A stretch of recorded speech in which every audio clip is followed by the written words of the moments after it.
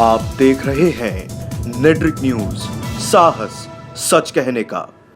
नमस्कार, नेट्रिक न्यूज में आप सभी का स्वागत है। मैं हूं आपके साथ सपना दुबे। लोकसभा चुनाव में अपनी जीत के लिए सभी राजनीतिक दलों ने कमर कस ली है। जिसे देखो वो चुनाव प्रचार करता नजर आता है। सभी पार्टियां अपने अपने तरीके से लोकसभा चुनाव का प्रचार कर रही हैं। इसी बीच बीजेपी को हराकर आम चुनाव में अपनी फतह के सपने को साकार करने के लिए कांग्रेस पार्टी आज यानी 2 अप्रैल को अपना घोषणा पत्र जारी कर दिया है, जिसके लिए कांग्रेस के सभी वरिष्ठ नेता कांग्रेस मुख्यालय में मौजूद रहे।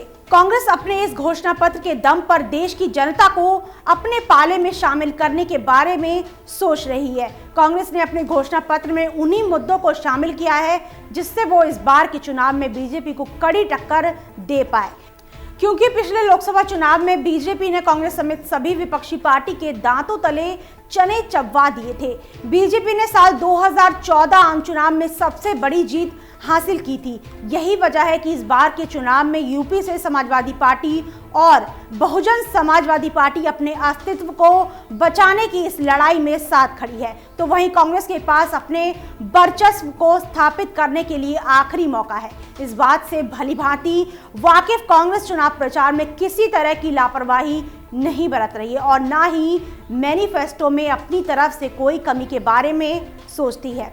आपको बता दें कि कांग्रेस अध्यक्ष राहुल गांधी ने घोषणा पत्र जारी कर दिया। इस दौरान कांग्रेस अध्यक्ष राहुल गांधी ने यूपीए चेयरपर्सन सोनिया गांधी और पूर्व प्रधानमंत्री मनमोहन सिंह मंच पर मौजूद रहे।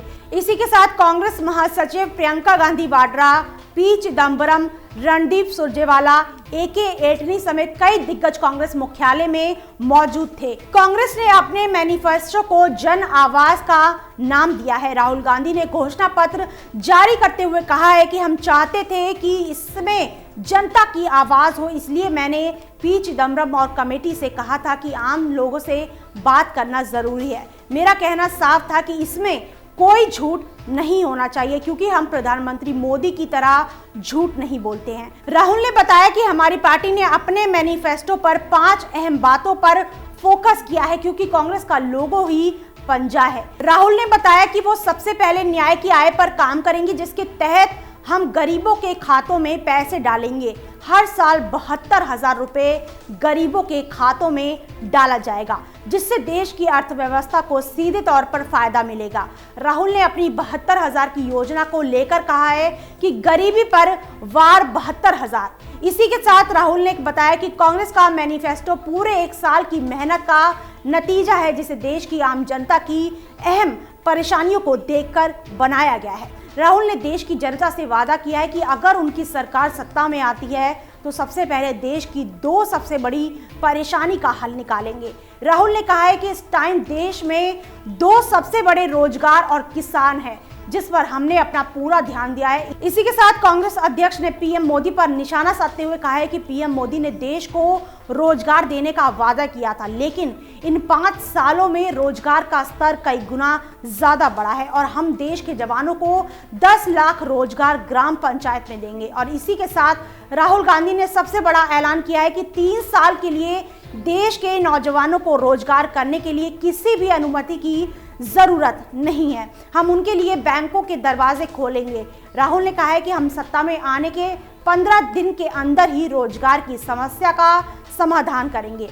राहुल गांधी ने बताया कि वो 150 दिनों के अंदर 22 लाख सरकारी स्थानों को भरकर देश के युवाओं को रोजगार देंगे। राहुल ने कहा है कि देश की दूसरी सबसे बड़ी समस्या किसानों की है, जिसे कांग्रेस ने विधानसभा चुनाव जीतने के बाद 2 दिनों के अंदर ही किसानों के कर्ज माफ करके दिखा दिया था। राहुल ने कहा कि उनके इस मैनिफेस्टो में किसानों के लिए एक बहुत बड़ी सौगात दे रहे हैं। राहुल ने किसानों की बात करते हुए पीएम मोदी पर निशाना साधा और कहा कि पीएम मोदी के दोस्त अनिल अंबानी और नीरव मोदी और मेहुल चोकसी बैंकों से पैसा लेकर फरार हो जाते हैं और अगर देश का ईमानदार किसान बैंक का पैसा नहीं दे पाता है तो उस पर क्रिमिनल ऑफेंस लगाकर जेल भेजा जाता है। लेकिन कांग्रेस के सत्ता में आने के बाद ये आपराधिक मुकदमा दर्ज नहीं बल्कि सिविल मुकदमा के तहत आएगा। इसी के साथ राहुल ने कहा है कि वो जीडीपी का 6% शिक्षा में लगाएंगे। राहुल ने मनरेगा को बीजेपी की सबसे बकवास योजना बताया। उन्होंने कहा है कि किसानों के लिए अलग से एक बजट आएगा जैसे रेल के लिए होता था, ताकि उन्हें भी पता चले आखिर कितना खर्च हो रहा है, जिससे दूध का दूध और पानी का पानी हो सके। राहुल ने कहा है कि बीजेपी ने देश को बांटने का काम किया है, लेकिन हम देश को फिर से एक करने का काम करेंगे। बीजेपी सरकार के आने के बाद ही आतंकवाद का खतरा बढ़ा है और पीएम मोदी की गब्बर सिंह टैक्स यानी जीएसटी ने देश की अर्थव्यवस्था का बेड़ागर करके रख दिया है। आपको बता दें कि कांग्रेस ने अपने मैनिफेस्टो को हम निभाएंगे टैगलाइन दी है। अब देखना ये होगा कि कांग्रेस के इस मैनिफेस्टो का चुनाव पर क्या असर पड़ता है और इससे जनता को कितना रिझाया जा सकता है। सवाल ये है कि क्या कांग्रेस अपने मैनिफेस्टो के जरिए देश की जनता का दिल जीत पाएंगे और क्या इस बार के चुनाव में कांग्रेस का मैनिफेस्टो उसकी सत्ता में वापसी करा पाएगा। फिलहाल के इतना ही। बाकी देश और दुनिया की बड़ी खबरों के लिए देखते रहिए हमारे चैनल नेटडिक न्यूज को। खबरों की ताज़ा अपडेट के लिए हमारे चैनल नेटडिक न्यूज को सब्सक्राइब करना ना भूलें। हमारे साथ जुड़े रहने के लिए हमारे YouTube चैनल को सब्सक्राइब करें, साथ ही बेल आइकन को दबाएं। नेटडिक न्यूज की खबरें सबसे पहले देखने के लिए।